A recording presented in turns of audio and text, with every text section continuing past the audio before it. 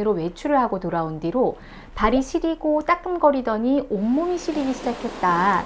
출산 후에 갑자기 몸이 약해지고 아플 때 말로만 듣던 산후풍이라는 게 정말 있나? 계속 이러면 어떡하지? 이런 생각들이 들죠.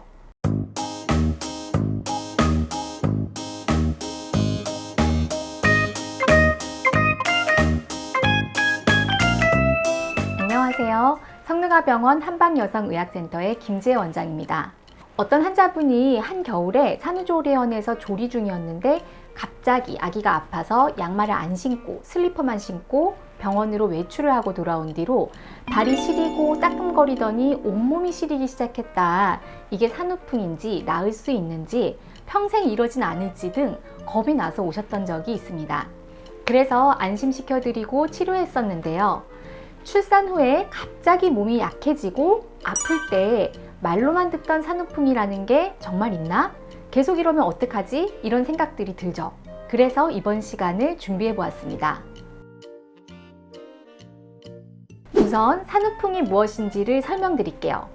한방여성의학 교과서에서는 산후풍을 여성이 출산이나 유산 후에 조섭을 제대로 하지 못하여 얻은 각종 증상의 집합군들을 총합하여 표현하는 명칭이며 화병처럼 문화적인 특수성이 반영된 질환이라고 표현하고 있습니다.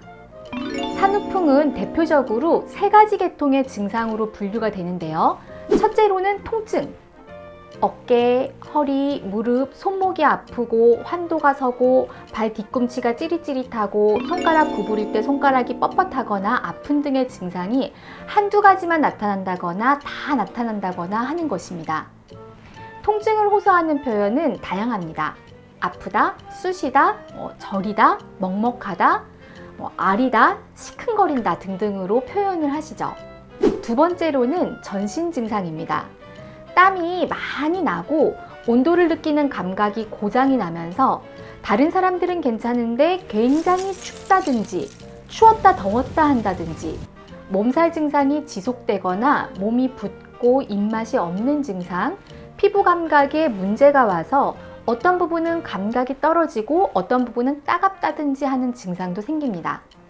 다른 말로는 자율신경의 조절 능력이 문제가 생겼다고 봐서 자율신경장애 증후군이라고 부르기도 합니다. 세 번째로는 정신신경계 증상입니다.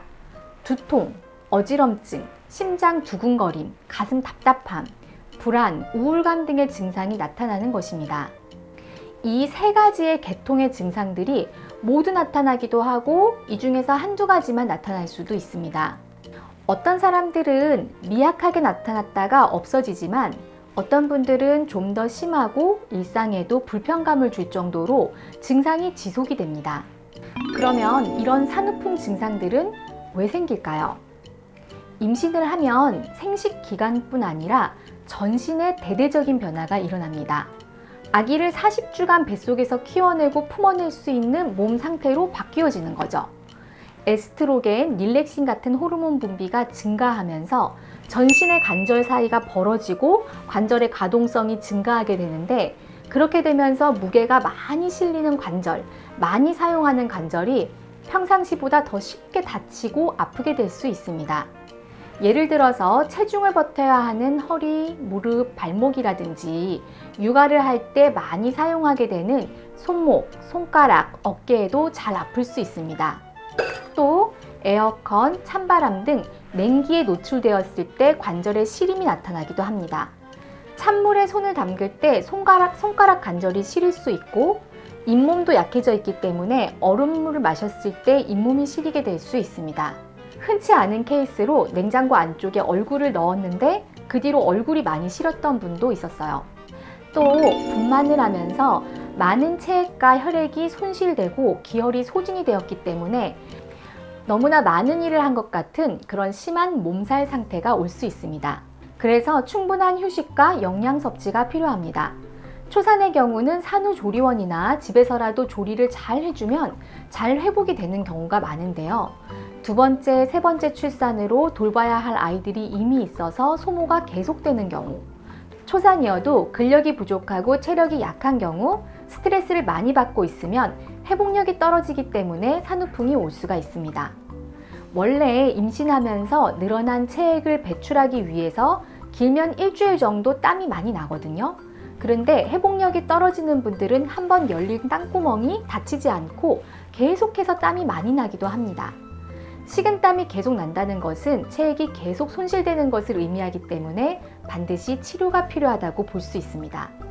또 호르몬이나 삶의 급격한 변화로 감정적으로도 힘들 수 있어요. 그래서 출산은 여성에게 생물학적인 과정일 뿐 아니라 심리적인 과정이며 삶의 한 과정임과 동시에 성숙하는 과정에서 맞이하는 발달상의 위기라는 표현을 읽은 적이 있습니다. 여성 호르몬 변동도 있고 생활의 변화도 크기 때문에 많은 분들이 산후 우울 기분을 좀 느끼거든요.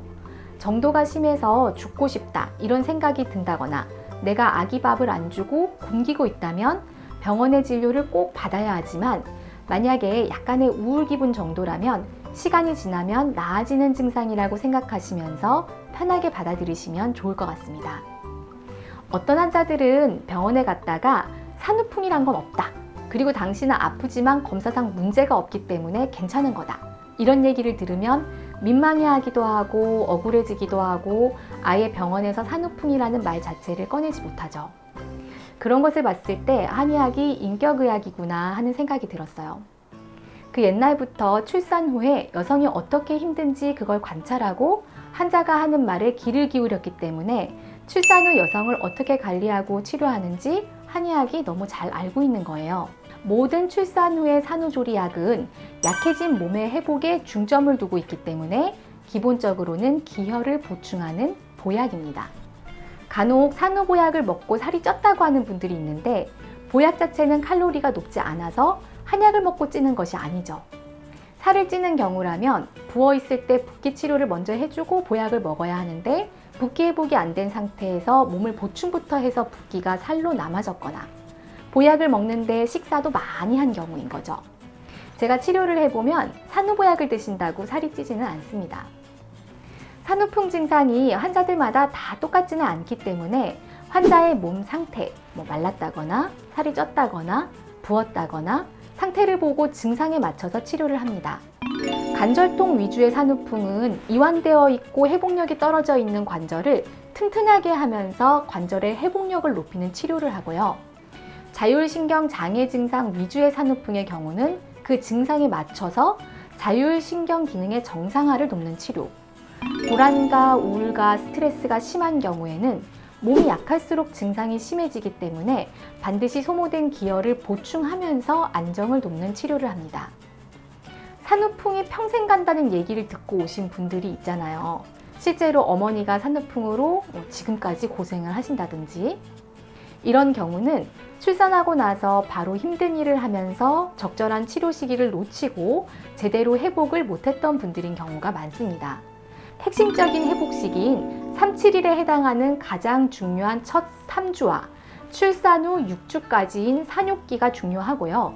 늦어도 출산 후 100일까지의 기간에 몸을 잘 조리하고 치료하면서 대처를 빨리 해주면 산후풍은 얼마든지 극복이 가능하고 평생 가지 않습니다. 너무 걱정하지 마시고 치료를 잘 받으시면 되겠습니다.